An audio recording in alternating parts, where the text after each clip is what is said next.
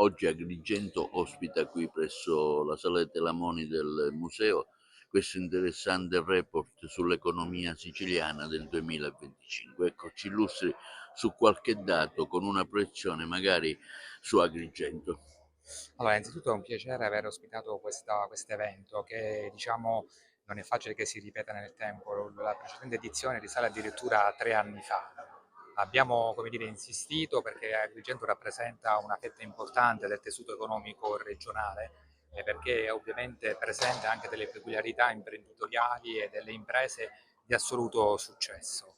Oggi i dati dell'economia evidenziano comunque un trend positivo in crescita che ci fa ben sperare. Un bilancio della regione che è in avanzo, la possibilità di fare investimenti produttivi e l'occasione giusta per il rilancio occupazionale della provincia e del territorio. Agrigento ovviamente nel panorama delle province siciliane spicca per la sua vocazione turistica, alberghiera, diciamo, anche alcuni settori specifici. Oggi abbiamo un'impresa di successo che interverrà diciamo, nella relazione come rappresentante diciamo, di Sicindustria. C'è un movimento interessante, ci sono diciamo, le condizioni per realizzare un'effettiva inversione diciamo, di tendenza è con questo auspicio che noi come dire, avviamo adesso i lavori di presentazione della nota regionale. Ecco, come si guarda all'ottimismo, come si guarda al futuro, in particolare sui giovani Guardi, imprenditori. sì, guardi, intanto i giovani, quindi i dati occupazionali, è vero che c'è questa fuga di cervelli, però dobbiamo riflettere su questo, dobbiamo lanciare un messaggio importante, c'è spazio per i giovani, c'è spazio per i giovani anche nel meridione e soprattutto per la Sicilia. La Sicilia ha delle connotazioni di assoluto diciamo, rilievo per chi ha una vocazione imprenditoriale, per esempio diciamo, i costi dell'energia, grazie ovviamente al fotovoltaico, all'energia verde, alla transizione ecologica, oggi la Sicilia è in grado di garantire ai produttori costi di energia assai più contenuti rispetto al passato. C'è un movimento ovviamente che prende le mosse dal governo regionale, ma che interessa tutte le province, volto a sfruttare questa opportunità e a trasformarle in potenzialità di business, soprattutto chiaramente per i giovani. Ripeto, tutto per i giovani. Guardiamo con positività al futuro, con fiducia. E questo è un po' il messaggio che da ultimo io voglio lanciare diciamo, in occasione di questi lavori al termine di questi lavori. Guardare al futuro con fiducia. Sono Milena Caldarella, la direttrice della sede di Palermo della Banca d'Italia e oggi abbiamo il piacere di presentare qui ad Agrigento il nostro rapporto sull'andamento dell'economia della Sicilia nel 2025. Qualche dato che ci Sì. dice che l'attività economica nella regione nel 2025 è cresciuta dello 0,6%, in una misura quindi leggermente superiore rispetto al dato dell'Italia, ma con un rallentamento rispetto all'anno precedente. È la pena sottolineare che l'industria ha fatto registrare un aumento, si è registrato un fatturato in aumento, prevalgono rispetto invece a quelle che ne hanno registrato una in diminuzione. Si tratta di un dato importante perché indica anche una ripresa degli investimenti, anche se si preannuncia uno scenario che desta qualche preoccupazione.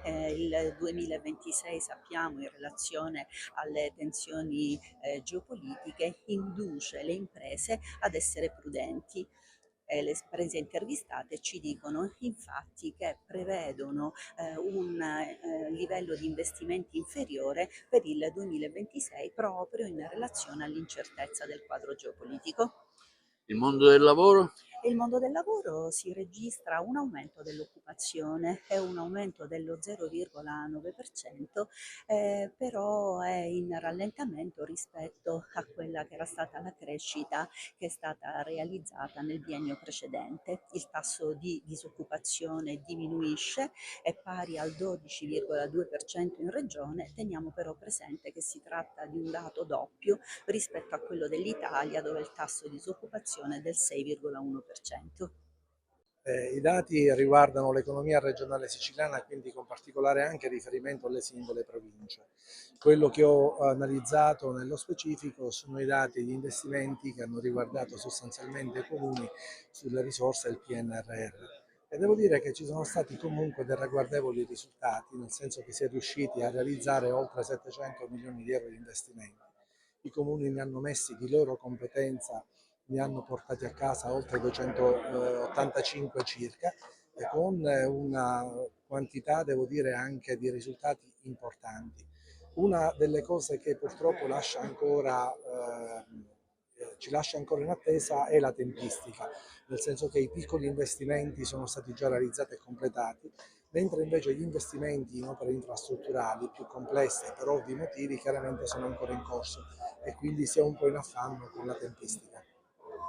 Come si guarda al futuro, dottore Mini? Guardi, noi abbiamo ancora, devo dire, per la prossima fortunatamente programmazione ancora i fondi comunitari. La debolezza del nostro sistema provinciale territorialmente inteso è non sapere bene programmare e trasformare le risorse che abbiamo disponibili in progetti produttivi. Le dico soltanto che nella programmazione 2021-2027 noi abbiamo avuto circa 28 miliardi di euro in termini di programmazione, per così dire, comunitaria, a cui sono aggiunti 12,7 miliardi di euro del Piano Nazionale Ripresa e Resilienza, quindi una potenza di fuoco senza precedenti. Ora, la capacità, bisogna dire, dell'amministratore pubblico deve essere quella non di guardare alle risorse perché queste creino sostanzialmente crescita, ma le risorse creano crescita solo se opportunamente impiegate in maniera trasparente e in maniera efficace.